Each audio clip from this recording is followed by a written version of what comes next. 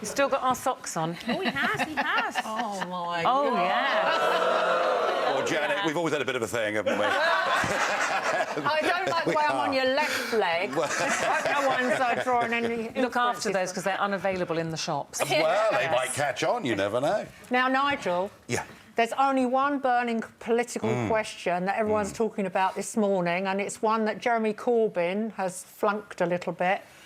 What is your favourite biscuit? Because the answer, Nigel, isn't going to be simple. We'll be drawing all sorts of conclusions. Well, I have from to be it. honest with you, I'm more of a bar snack man, really. So I'd go for pork scratchings over biscuits any day.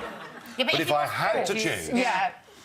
Do you know what that biscuit is? That's a jammy dodger. Yeah. OK. Well, I'd go for the jammy dodger. Yeah. Oh, he's quick. Yeah. He's quick. Yeah. Straight in there. Make all right? decisions on stressful situations. Can we read anything into the word dodger? And jammy. Jammy, crikey. We won a referendum that everybody said was impossible. I feel very lucky and very happy to. So, which begs the... Well, thank you, lady, applauding that. Well, one vote. Which begs the question, Nigel, why did you stand down? And people were so surprised at that you fought this campaign for years. I mean, this was your dream, this was your passion, and you fought it with great passion, and you got the result you wanted. But then you stepped down. We won. We won. But do you then not want to see that through? Oh, well, I'm going to stay in the European Parliament. I'm an MEP. I lead a group in the European Parliament. I was there last week, sitting next to Mr Juncker. I made a very helpful contribution to the debate in my usual way. No, I'll see the job through. I've been elected to go to Brussels. I'll do that. But, you know, people come into politics for different reasons. Some come into politics because they want, you know, titles, positions, they want to become Prime Minister.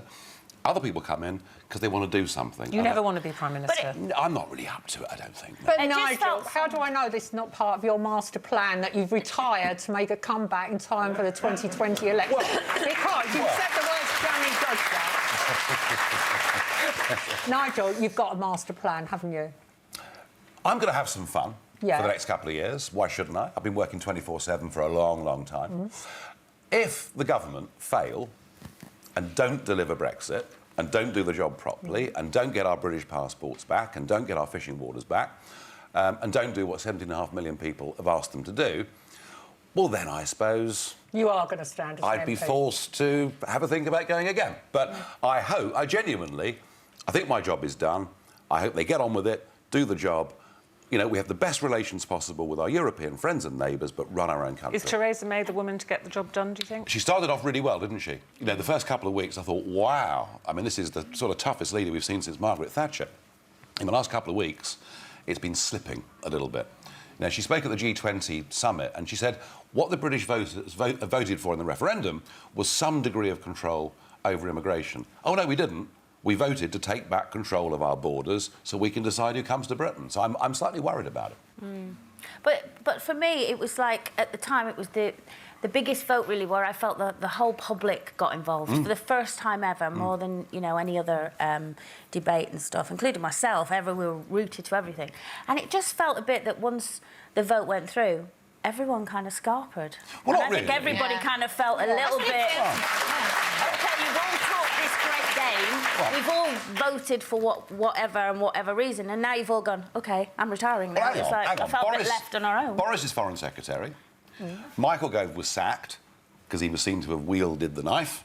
And, you know, I decided I've done my bit for politics in this country, but I'm going to see the process through in Brussels. So, you know, I haven't left the battlefield completely. But how is Diane James going to run UKIP if you're on the sidelines? And the other thing I'd ask you is that women are taking over in politics, Well, Nigel. I know, they're taking over completely. Yeah. Yes. Yeah. Maybe it'd be more difficult for you to make a comeback, that a trend has started in Scotland. We've got Nicola Sturgeon, First Minister. We've got a female Prime Minister. If I make a comeback, I mean, I'm not saying I'll come back as leader. I'd come back and support the leader. Well, you've only got one MP at the moment, so if you became an MP, you'd be increasing it by 50%. Well, let's see. 100%. I mean, we're the first people in British history to get 4 million votes. 4 million votes. More votes than the Lib Dems and the SNP added up together, chuck in Plaid Cymru as well, and we get one seat. So the system is pretty, frankly, rigged against new parties coming into politics. Do you know, over the years, we've been called everything because we took on the establishment and challenged them. David Cameron called you fruitcakes. loonies as well. Don't forget the loonies, that's quite important. But we've been called horrible things. We were told that UKIP was misogynistic, anti-women. And in the recent leadership election, the female candidates got 75% of the vote from the members of our party. So, yeah, you're right, women are in the ascendancy in politics, and I think it's a good thing. The thing is...